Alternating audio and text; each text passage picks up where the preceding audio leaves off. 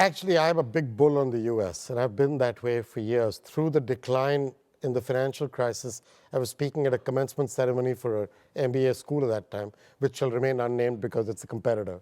But the, the focus of my speech was innovation is alive and well in the United States, and you better watch out because it's coming.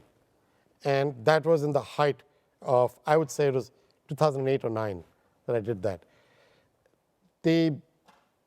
I still think this is the most exciting economy in the world for various reasons. I think it's taken the adjustment and the pain to a larger extent than some of the others after the crisis. Banks have come out of the crisis with their balance sheets in better shape. Arguably, they need to do more.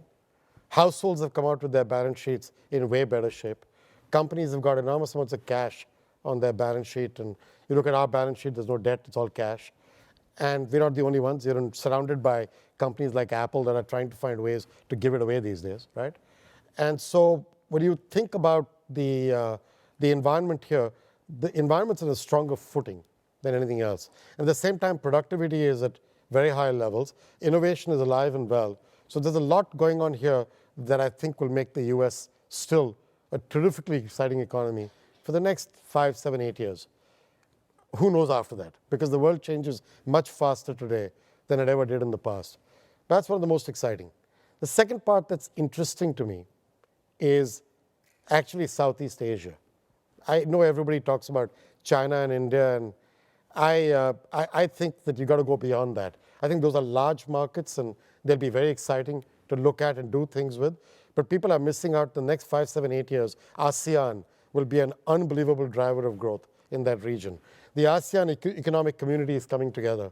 And when it comes together, those nations ranging from Laos, Cambodia, and Vietnam to Singapore and Malaysia and the Philippines and Thailand are going to create an economy that's going to be $3 trillion with 600 billion people. And the way they're connecting it is through rail links and bridges, and they're building bridges across the sea all the way to connect South China with the ASEAN countries. And when they start putting money into there, they're talking about $500 billion of infrastructure in the next 5 years.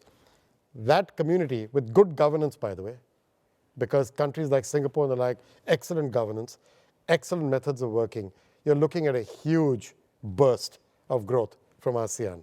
So I think the US, ASEAN, the US and North America, Mexico would be interesting too. But the US and ASEAN are the two that people don't pay attention to. Everybody talks about China and India and blah, blah, but it's beyond that.